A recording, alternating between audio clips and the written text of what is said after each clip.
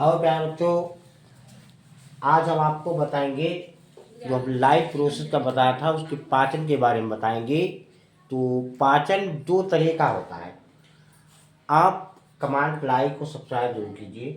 तो दो तरह का अब पाचन क्या होता है। पाचन का अर्थ होता है तोड़ना किसी चीज़ को। अब जैसे भोजन को हम लोग तोड़ते हैं, जब हम भोजन करते हैं तो उसको तोड़ते हैं यांत्रिक रूप से और रासायनिक रूप से।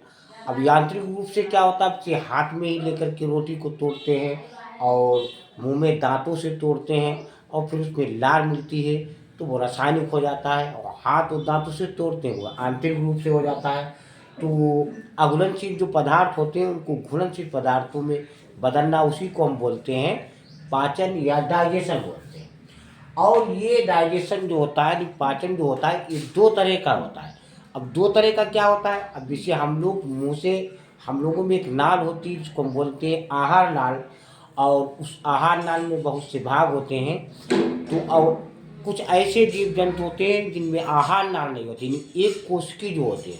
तो एक होता है अंतःकोशिकी यानी पाचन, और एक होता है बाहरी कोशिकी पाचन। तो अंतःकोशिकी पाचन में जो है वो एक कोशिकी आते हैं, और हम लोग बहुकोशिकीय हैं, यानी बहुत सी कोशिकाओं से मिलकर के बने, यानी हमारा शरीर बहुत सी कोशिकाओं से मिलकर के बना होता है। अब हम लोगों में कान भी है सुनने के लिए, और खाने के लिए मुंह है, और जो है सांस लेने के लिए फेफड़े हैं, और रुधिर है। अब रुधिर वाहिनियाँ होती हैं। तो ऐसे एक कोशिकी में नहीं होता है, एक ही कोशिका होती है। अब हम लोगों में 10-20 कोशिकाएं मृत हो जाए तो कोई प्रभाव नहीं पड़ेगा। जो एक कोशिकी है तो उसमें वो एक ही कोशिका से, यानी एक कोशिका मर गई तो वो पूरा जीव मर जाएगा। और हम लोगों में बहुत सी कोशिकाएं होती हैं, इसलिए हम में तो कटते फिरते रहते हैं, कोशिकाएं निकलती रहती हैं। तो हमारे शरीर के ऊपर इतना प्रभाव नहीं पड़ता, नहीं जो है कोई मृत नहीं होगा, नहीं कोई मरेगा नहीं। तो ऐसे अब पाचन यानी डाइजेशन दो तरह का होता है। आवाज आएगी पाचन कितने, तो दो तरह का, एक अंतःकोशिकीय होता है, एक बाहरी कोशिकीय होता है। तो अंतःकोशिकीय यानी पाचन क्या है, पहले पाचन समझे। तो इस प्रक्रिया में भोजन के जो बड़े बड़े यानी अणुओं, जो बड़े बड़े अणु होते हैं भोजन के, उसको छोटे छोटे अणुओं में तोड़ा जाता है।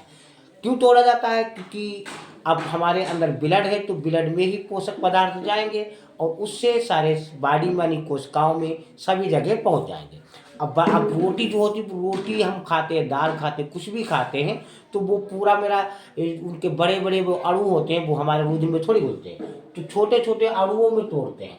और उनको तोड़ता कौन है, उनको भी तोड़ता भी कोई ना कोई होगा। तो उनको तोड़ते हैं, बहुत से प्रकार के रसायन होते हैं और बहुत से प्रकार के एंजाइम होते हैं।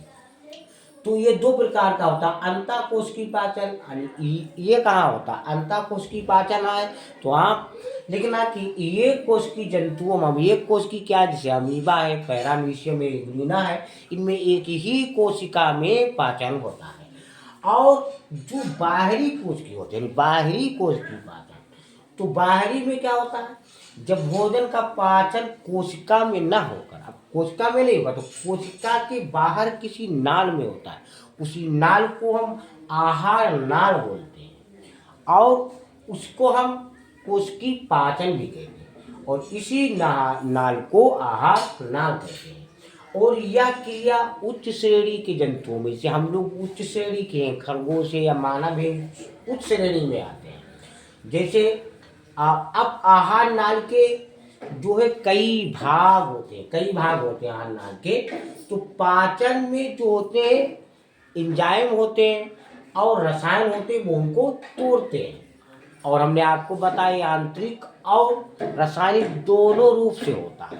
ये इसके दो प्रकार हैं। अब इसमें पूरे आहार नाल में चलेगा।